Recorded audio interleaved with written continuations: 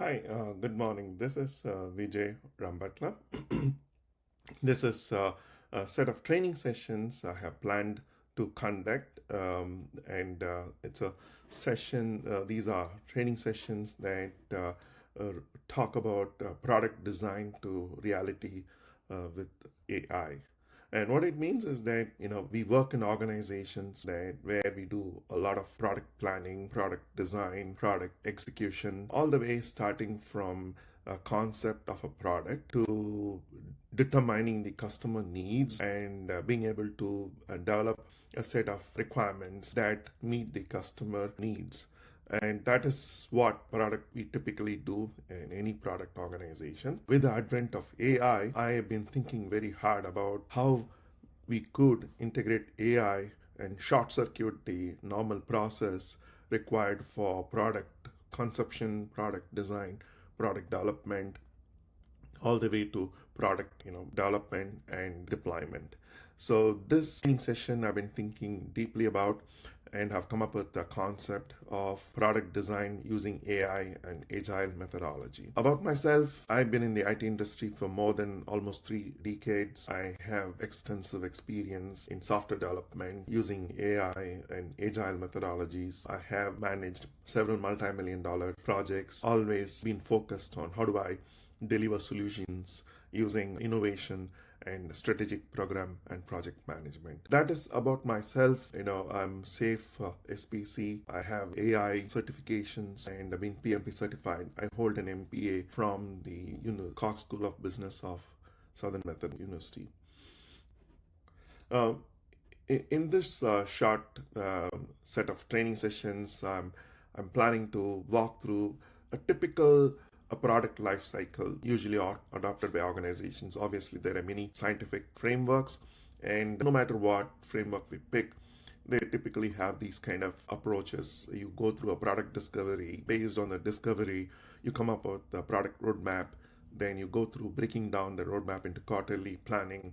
And if you adopted SAFe in your organization, you would adopt a PI planning. Again, the PI planning could be quarterly planning in some organizations or just some kind of cadence you establish in the organization. Then you go about executing the PI, and then you come up with a closure for that particular period. So this is how you typically do. And in this training session, what I'm planning to do is to how do we adopt a framework? It could be there are many design thinking frameworks, and in this particular set of sessions, what I'm planning to do is to adopt the jobs to be done framework to do customer discovery. And then what we will do is using that framework, I'll briefly talk about the framework, and then we'll talk about how do we embrace that framework. And along with that, how do I make use of AI to speed up my customer research using the jobs to be done framework. That is the objective of this training session. And one takeaway you would have, a few points you would take away is, you would have an AI enhanced agile and product management. It basically targets product professionals, scrum masters, and project managers. And the goal is how do I make best use of AI in the process of customer discovery, road mapping, and execution. So that said, let's dive into the session. As I mentioned previously, this session is the kind of a second session in my training series where in this session we'll focus on product discovery using the jobs to be done framework approach. And what we will do is, briefly try to uncover customer problems that they're trying to solve using through the JTBD framework. And then what we will do is while we unpack the JTBD framework, we will use AI research to understand the jobs, drivers, needs, approaches, and pain points. Typically, when you use the JTBD framework, it is a very manual process of understanding customer jobs, drivers, pain points, current approaches. You go through a set of very laborious interview process or customer research process. Now, what I've been thinking about is how do I make use of AI in the process of adopting the jobs to be done framework for discovering customer problems and being able to solve for what they are trying to accomplish. And then I will demonstrate all that in this training program. First, of course, it's not everybody who knows about the jobs to be done framework. What is it about? Right? It's a people have heard about it, but I will just give a very quick primer. I mean, obviously, this it's a much bigger topic, cannot be covered within a short session, but it's a large topic, and let's talk about that. If you look at it, why do customers buy products or services, right? They do that to complete a specific task. It might seem like a very simple thing to understand, right? But there's much more meaning to it. We typically make a mistake when we design a product or a service. We think people are trying to just buy the product because it's a cool thing to have or it's a cool thing to accomplish. But it's not that. It's if you look deeply, they're trying to achieve certain job. That is why they hire the products they purchase. So it's important to understand that distinction, right? And continuing on the same line, effective products are rehired repeatedly by customers. Poorly performing products are quickly fired by customers. Focus on customers' desired outcomes, not just product features, right? So when we design a product, design a service, it's very important, very critical for us to focus on what are the desired outcomes the customers are trying to accomplish when they purchase a service or a product from us. So that becomes a very focused point for us so that we are able to design products that focus heavily on the outcomes, not just the product features, right? So the jobs to be done framework contains both the processes and tools to understand user needs and plan innovative products and product features to meet those user needs. Again, there's a lot there, but I'm sure you do get the idea. And typically, when I conduct a training session, I start with exercise. I ask people to remember the last time they had an ice cream, and I would ask them, what was the occasion? Why did you go? What was the occasion that prompted you to go have an ice cream? And when you look very deeply, you don't go eat ice cream for the sake of an ice cream, right? Because it tastes good, or you go eat an ice cream along with your family or with your team or with friends, because there is an occasion that needed to be celebrated or something needs to be observed, and hence, or you could be having a team building exercise, and hence you use that was an occasion, and that point you found ice cream as something which could be used. So it was a need that met that was needed. It was a need to have an ice cream as a part of that occasion. So when you think deeply, you're not going to look at people wanting to eat ice cream for the sake of eating an ice cream. They just had an ice cream. It was an occasion, and that to celebrate that occasion, to observe that occasion, they used ice cream as part of that. So when we understand that distinction, then we know the job the team, the individual who consumed ice cream wanted to accomplish was to celebrate something or observe something or spend time with the family. So that it's important to understand that. That way, we can better design our products to meet the customer need, which is to celebrate an occasion, right? And that is an important thing. And if you look at it, had there been no ice cream, right? If there was no ice cream shop, the consumer would still celebrate that occasion or observe that occasion. Instead, they may have found a restaurant or a bowling alley. An alternative could have been there. So your competition is not another ice cream shop for an ice cream seller, but it could be in the form of another, entertainment offering, a shop. It could be a bowling alley or it could be a restaurant. So it's important to understand competition from the standpoint of not another ice cream shop for an ice cream seller, but also what else could replace the ice cream there. So that said, to drill this further down, it's important to understand the distinction between needs versus jobs, right? When a consumer comes to a shop and he says, or someone goes to a Home Depot or Lowe's, and the consumer says, I need a drill, and that's a need. But the job the person is trying to really accomplish is to make a hole to hang a picture or something else, right? Someone says, I need a faster car. What it means is they need to reach a destination on time. That's a real job. The need is to get a faster car, but the job is to reach a destination on time. I need more space. you want a larger home, but what you are really looking for, the job you're trying to accomplish, is I need to organize my belongings to reduce clutter.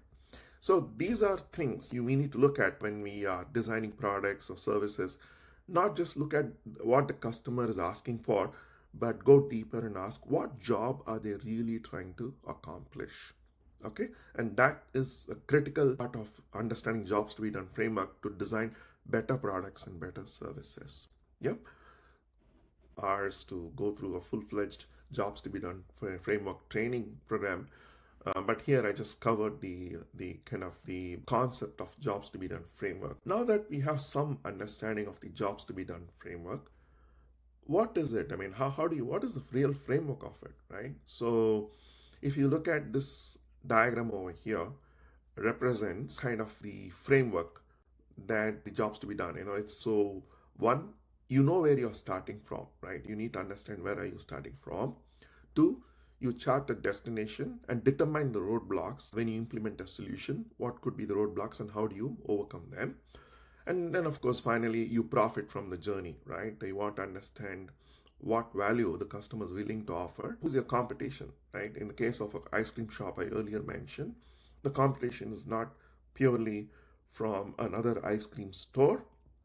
It could be in the form of a restaurant or a mini golf or anything else. So it's important to look at competition with a wider lens.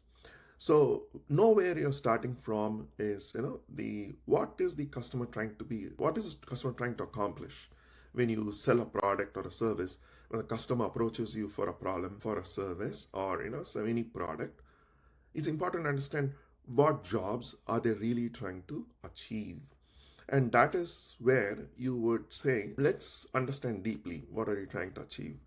And the job drivers, the circumstances that trigger the need for a solution, right? What drives, what motivates the customer to accomplish the job, right? And that again is important to understand. And how are they achieving it today? It comes in the form of current approaches. And what are the pain points that customers are encountering today when they try to achieve the same job? And focusing on the pain points gives us the maximum opportunity for us to be able to satisfy the customer needs and have a very successful product in the process. And success criteria, when you chart the destination and the roadblocks, under that, you will need to understand how does the customer view success? What does success really mean, right? And then what are the obstacles that can prevent the customer from adopting your service or solution that you provide? And then, of course, I spoke about the profit from journey part. So, having spoken about the jobs to be done framework in a nutshell, I just wanted to spend a few moments diving a little deeper into what the jobs and drivers are, right? So, jobs are essentially both functional and emotional tasks, right? Functionally, what are they trying to really achieve, right? We'll talk about that in a little more detail shortly. And then, of course, there is an emotional aspect to the job too, right? Let us talk about the ice cream example. When an individual takes his family to an ice cream shop, the functional job there is to spend time, quality time with the family, right? So what it means is that, the individual is looking, hey, how do I, chill with my family? How do I spend some quality time with my family? It's a functional job. Emotional job is to, bond with the child. It could be when taking a team, you're celebrating an occasion. That's the functional job. Emotional job is where you want to tell them that they are being appreciated, right? So that is how you draw the various, you divide the jobs into the functional aspect of it and the emotional aspect of it, right? Job drivers provide the essential context. And what it means is that it shows that what kind of personality, what is driving my decision, right? When I take my child to an ice cream shop, I'm trying to convey that I'm, a responsible father, right? A team leader taking his teammates to the ice cream shop. He or she wants to demonstrate that they are good leaders. They are, that is driving their decision, saying, hey, I recognize my team. I'm a strong leader. I want to be able to show them that I genuinely appreciate the work they do. That is your job and driver, right? So it is about understanding the customer needs, their attitudes and circumstances, understanding the current approaches and pain points with the current approaches, right? So it's possible once you understand the jobs and the job drivers, you spend time understanding their current approaches. How do they entertain their team? How do they bond with their family? How do they basically appreciate their team? What approaches do they take? And what are the pain points they undergo in the process? So it's important to understand those aspects as a part of your research using the jobs to be done framework. All right. And then of course, you once you determine the category of starting where you are, you say, okay, if I were to implement a solution, right, what would be the success criteria? How would I know that I have successfully met or exceeded a customer's jobs, right? And you define that success criteria, right? It could be things like, my children are far more happier, right? I see happiness in their faces, or my teams are more motivated, they're able to be a lot more dedicated, I have less attrition, right? These are ways to define the success criteria, right? And adoption, the obstacles preventing the solution adoption could be things like, unfortunately, my time and I come back from work late. By then, my children have gone to sleep. I can't spend any time with them. I'm very busy during the weekends. These are obstacles that could stop you from adopting the solutions. You need to understand those obstacles. You understand the success criteria, understand what could prevent you from implementing a successful solution. So try to look at it from that angle. Okay. And obviously, you need to understand what price is the customer really willing to pay for the service or solution you offer.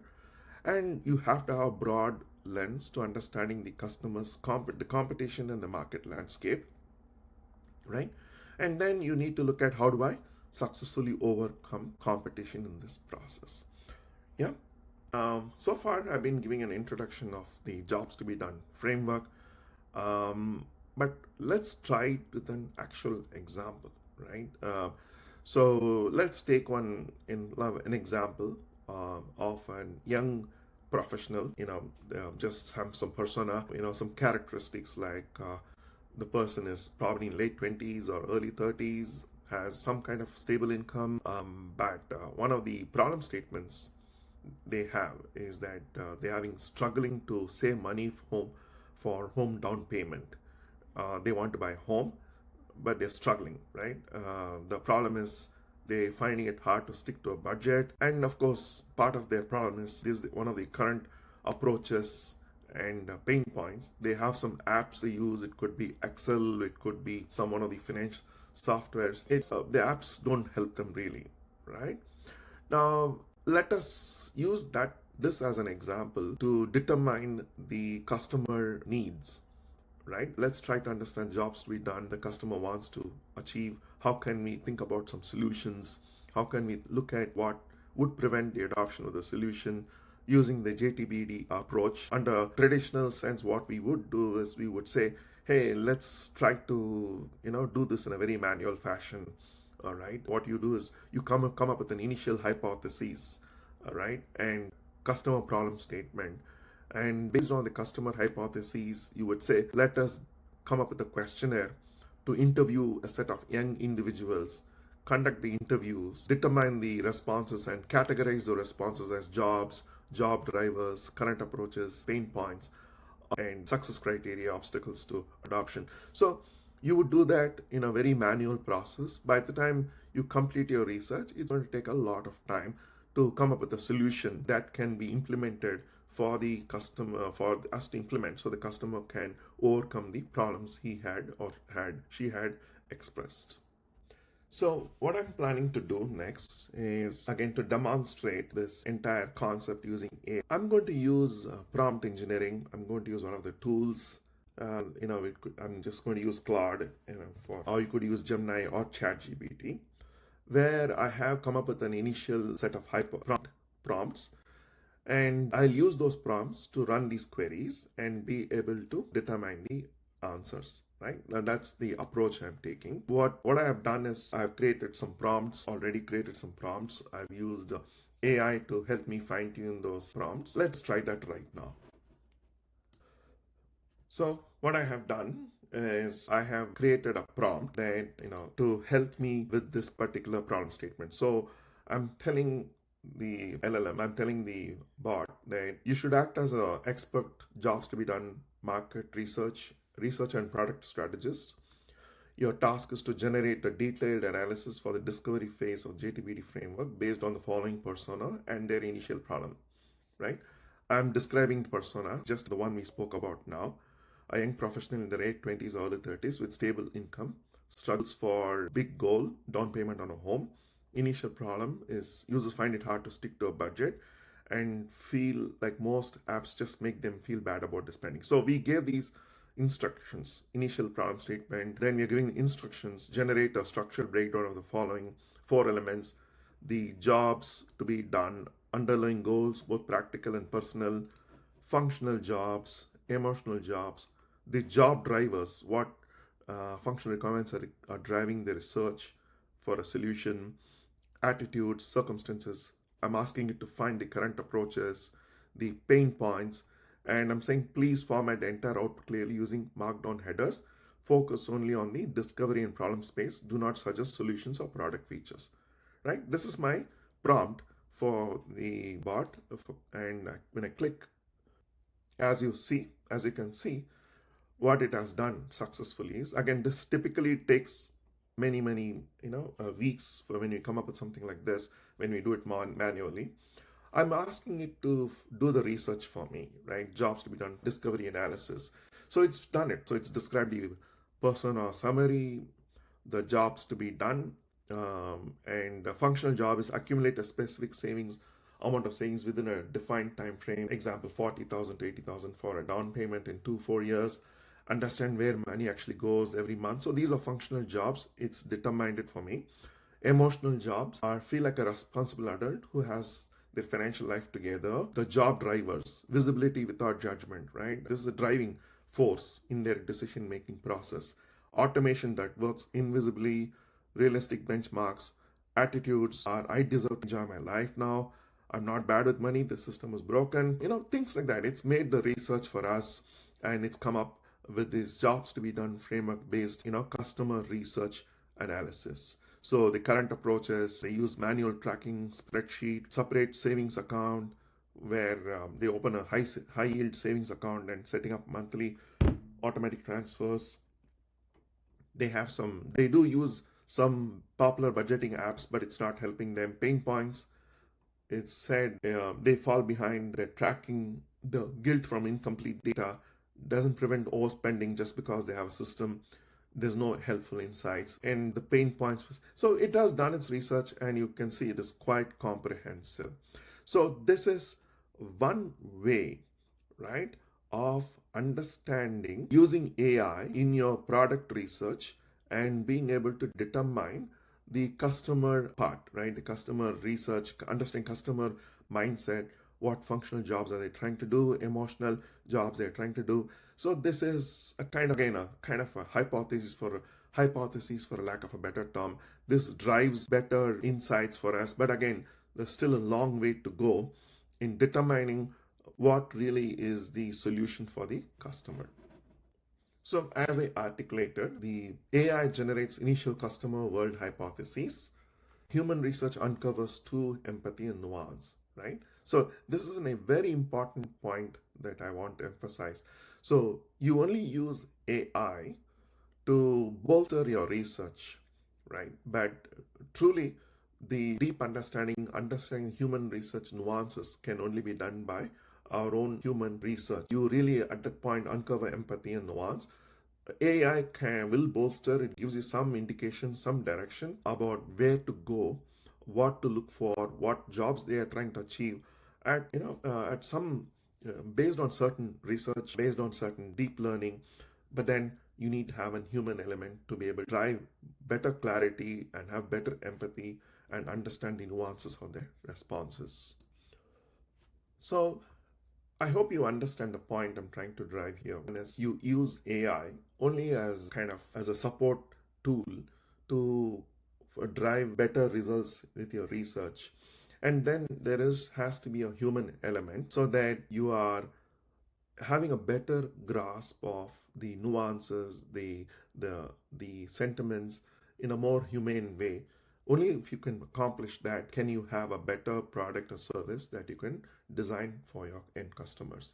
So that said, what we have to do is now that AI has determined the kind of its own understanding of what the job drivers are, the pain points, current approaches, success criteria. What we need to do, which is typically what we do in the real world, is to conduct an in-depth interview of the targeted customers, right? Our target personas. So to that, I can leverage AI to ask it to create me a set of questions, a questionnaire that is very open ended, very scientific, that I could use to be able to, interview customers. So here, what I'm doing is here is a prompt I'm giving to AI. I'm saying you are the expert JTBD market researcher and product strategist. Your task is to create a detailed, open ended, in depth questionnaire. The goal of this questionnaire is to validate or invalidate the following hypotheses by uncovering customer story of struggles and journey. We must not ask about the hypothesis directly, but instead listen for evidence that supports or refutes it. And this is how Jobs to be Done framework recommends we design our questions, right? And come up with open-ended questions and conduct several interviews so we are able to synthesize all their responses. So that is what I've done, right? We have the persona. We are saying, your task, generate a 5-part question interview guide based on JTBD framework. The questions should be open-ended about past behavior, guiding principles for your questions. Be a journalist, not a marketer, right? Ask about the past would be like a feature, right? Would you like a feature? Things like would you like a feature that you can fill the blank there. You unpack the timeline. You person's journey to solution is a story. Find the plot points. So you're giving clear guidance to AI to create that questionnaire for us. And the outlines are over here for the questionnaires. Let me issue this prompt and see what happens.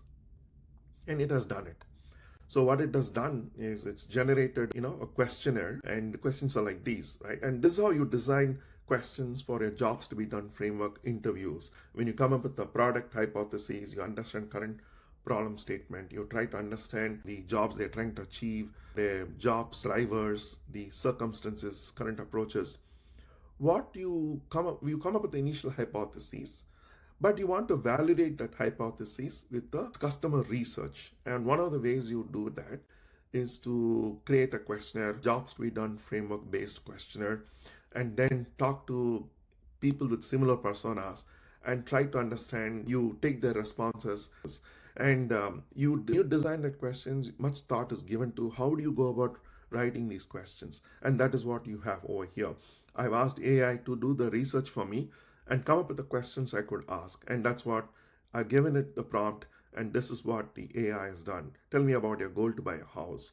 Walk me through a typical month for you financially. What does money life look like from payday to payday? Right? And within that, you could ask questions: what parts of it feel good? What parts of it feel stressful? So when you conduct these in-depth interviews, you're going to get a lot of response. But it's this questionnaire is a very good guideline as to how you could ask questions. But never limit yourself to these questions, right? As you're sitting with interviews, you have these broad set of categories, you have these broad set of questions you want to ask, but don't limit yourself to these questions. But these are good set of questions you could ask. And based on the responses to these questions, you can synthesize the responses and look at categorize those responses as jobs, job drivers, current approaches, pain points, success criteria, competition, value. You will be able to determine all that based on the responses. So a response to a question could be categorized as a job or a job driver. So that is what I've done. Is instead of me coming up with the questions, I have asked AI to generate that questionnaire for me, and that was the prompt about. So continuing on the same lines, I'm asking the tool, based on the questions the tool had generated, I could have these deep conversations with customers, right? I could meet with customers, never come across as being judgmental, just being open ended, just in a listening mode. And in the process of interviewing such individuals, we uncover the jobs, the desired drivers, we identify current approaches and pain points, and define what is success really and what are the obstacles when that could prevent them from adopting a solution that you may come up with. And you would explore the competition and perceived value of the customer. So that is what you would do with these questions that AI has come up with. Again, go through use AI to generate a questionnaire. It's very deep, very, I don't think I can do a better job than AI in determining those questions for myself. But use this as a supporting process where you take these questions, add more questions to your research, and then go through the interview process. Now, what I want to do is I'm going to ask AI, now that you have come up with these questions for me, can you research the answers for this question, right? So I'm going to issue a prompt where I'm telling it, why don't you go about researching the market, the data you have with these exact questions, right? I'm saying you are the market researcher, right? Your task is to continue detailed analysis for the JTBD framework by building upon the discovery phase insights provided below, right? So I'm going to tell it, go find, based on context, expand your analysis by generating a structured breakdown of the 4 elements. So I'm going to say, go ahead and do the interview for me.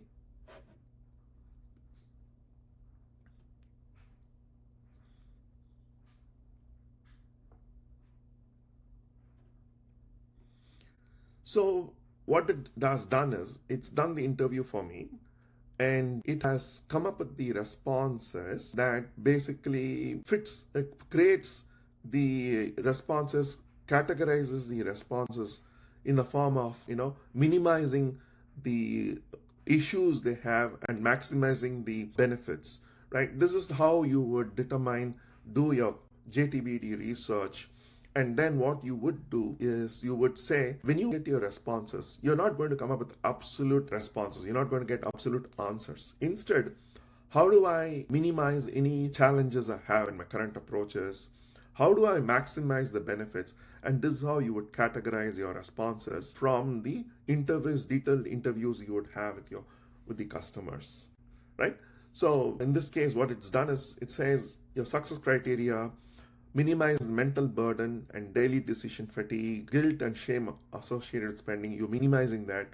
You are minimizing the time spent on financial administration. You're maximizing confidence and sense of control, and things like that. I don't want to go through this as like a laundry list, but you get the idea. Again, what we have done is not only come up with the initial hypothesis of the jobs to be done framework, we also made AI come up with a set of questions that we could ask our customers, the research subjects, and then we asked AI, which I'll demonstrate shortly now, to go about doing its own internal research based on the deep learning it has, to be able to determine what would be the success criteria for any solution we develop would mean, and what will be the value. So things like that can be researched by AI. We can also ask it to determine the obstacles that you may encounter when you introduce a solution to the customer, a solution or a product. What could prevent the adoption? Things like skepticism for past failures, perceived complexity, unclear or insufficient value for the cost. So that is how AI does its research, and what are they paying for it? You're determining the value. So this is something which you could prompt AI to be able to provide the responses. And who's your competition, right?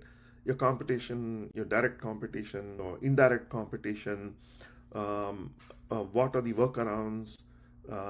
And non using when you use the prompt appropriately, what AI can do is to do the research for you and provide these responses. Again, you should use this only as kind of a co-pilot, something that will assist you in your research. But the real research, the real effort is from the individual who's doing the jobs to be done framework approach to finding the customer problems and determining the solutions.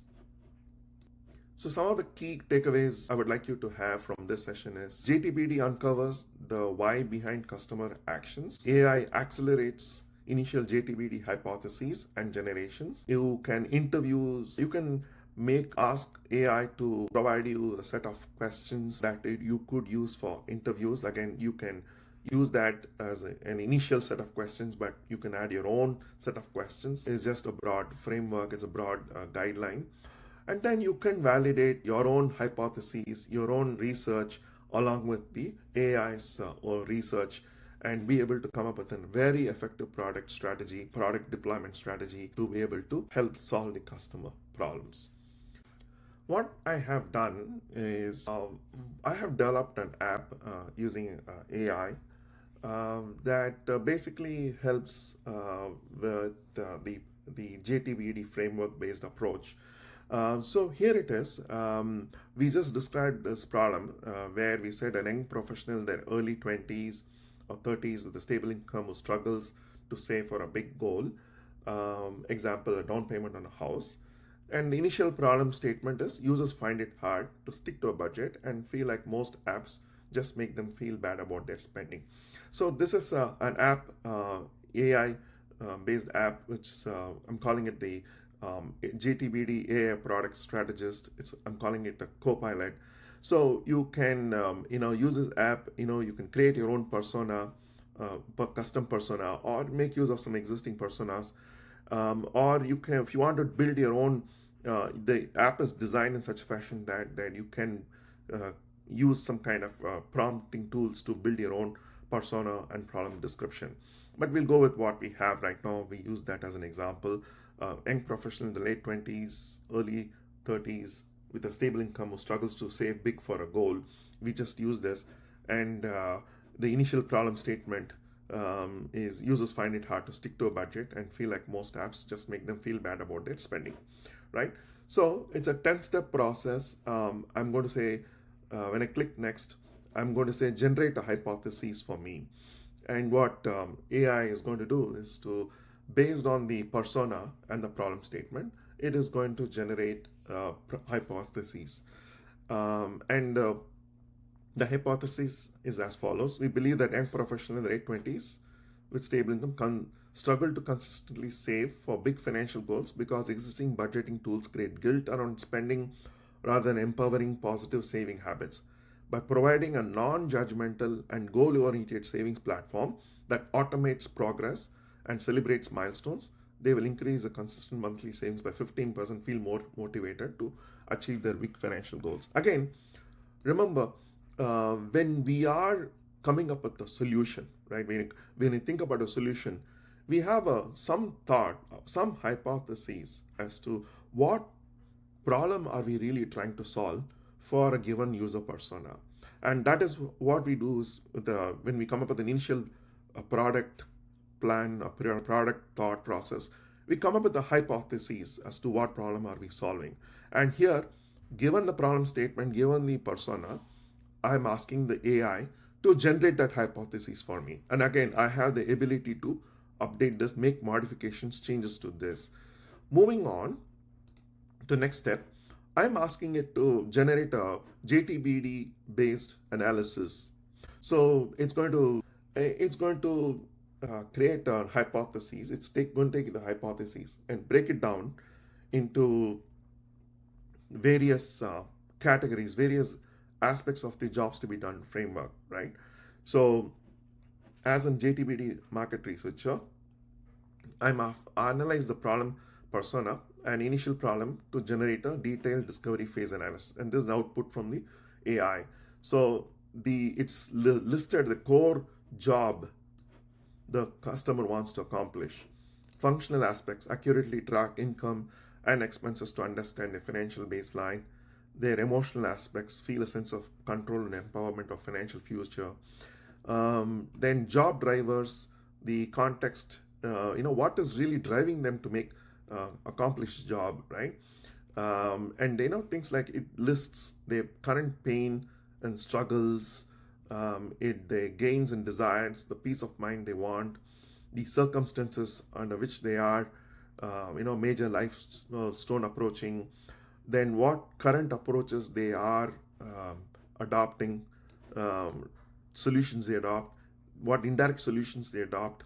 Then it talks about unmet needs and opportunities. It talks about things like positive reinforcement. Again, all these is based on the AI prompt I have provided. It's done the research for me, and it has provided these responses.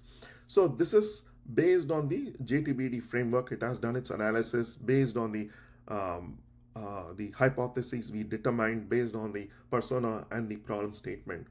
So it has come and done its research. Now, next, I'm going to tell it, generate a questionnaire for me. So I'm not going to trust you. This is your research, but I want to interview individuals. So for that, I need a questionnaire. So I'm asking AI to generate that questionnaire for me in this app. And that's what it is doing right now. It's coming up with a set of questions, open-ended questions that I could use for conducting interviews. Uh, what is the, setting the stage? What is the struggle moment? Uncovering the catalyst for change, exploring current approaches and pain points, right? So it's this listed all these questions, success criteria. What does success criteria look like? So it's asked categorize these questions as success criteria, as identifying obstacles. So now I have some questionnaire. I can even download these questions and put it in a Word document, or put it as part of some research tool and have the interviews conducted. So it's given me that questions. The next step, what I'm doing is I'm asking it to start. I'm going to say, okay, thank you for the questions. Would you mind conducting interviews on your own? Do your deep research, look at trying to, using these questionnaires, questions you generated. Can you ask these questions of AI and then generate responses as to what could be the potential answers? Again, this is a set of mock responses. I mean, this more based on AI's own research. In real world, what we would do is take the questions we have and be able to conduct our own interviews, so we have first-hand understanding of customer sentiments. But if I were to tell AI to do its own research, that is what it has done over here, right? It has simulated interviews with 10 such individuals and summarized the responses from those individuals based on the questionnaire we generated, right? So, summary, here is a key theme. It's categorized these responses in terms of themes: the persistent pull of lifestyle spending versus instant gratification, right? It said, here is a summary of what I have researched, and it's taken a few key quotes, and it's displayed over here. Next is another theme it has found is frustration and ineffective and emotionally draining budgeting methods. That's what it's done. So you can, these responses look very authentic. They look good. I really like them. It was very insightful. But again, always support it with your own individual research. But the tool has done some work. This is probably common across the board, right? So when I go to the next thing, I'm going to say, now that you got your responses, right? You have your responses from the interviews you conducted. I'm telling AI, why don't you synthesize that research for me, right? Bring it all together in the JTBD format. And that's what this screen does.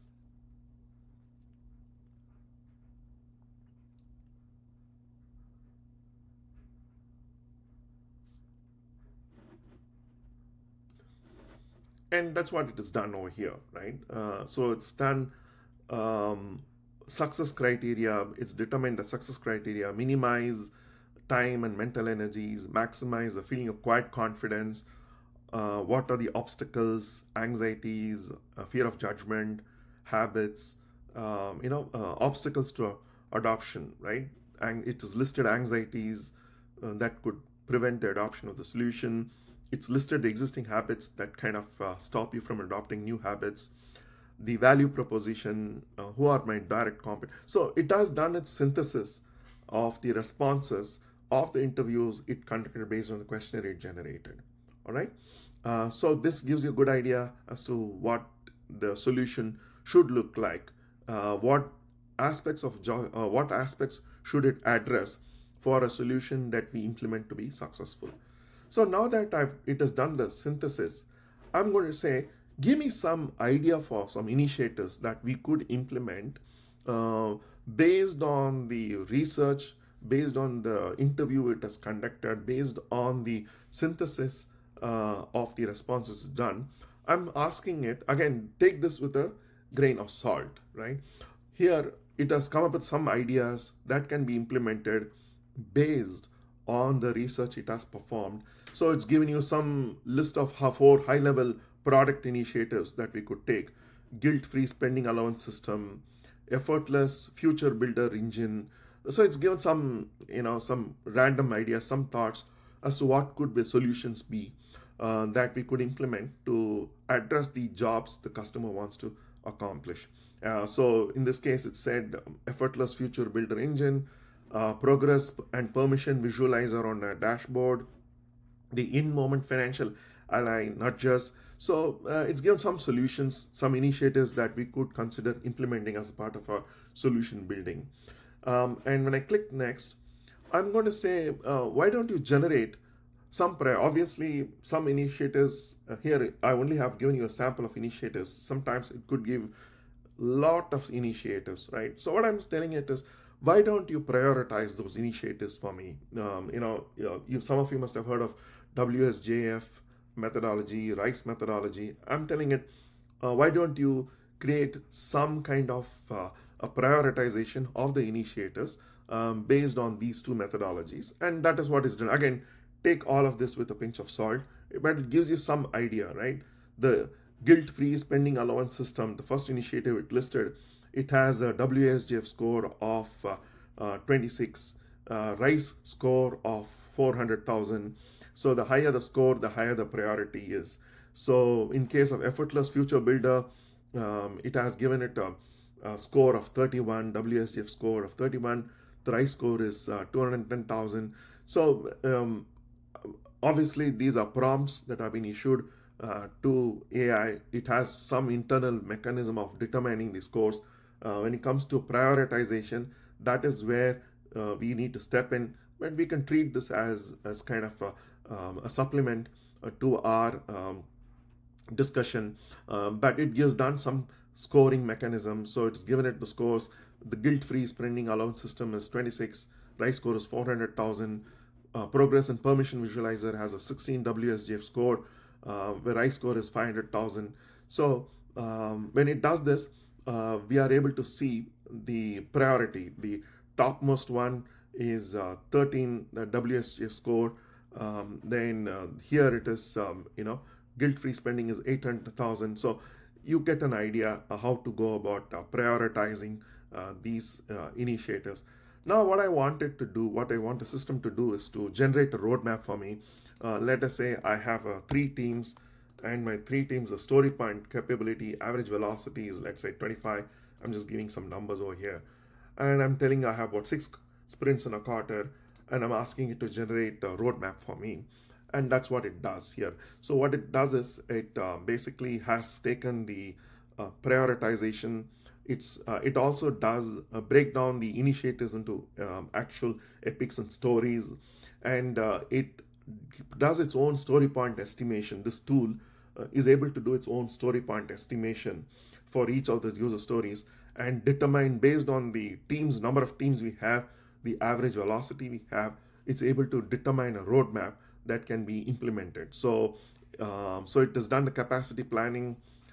It has done the story point estimation for each of the epics, and it has used a roadmap based approach to creating a roadmap of all the initiatives that can be implemented.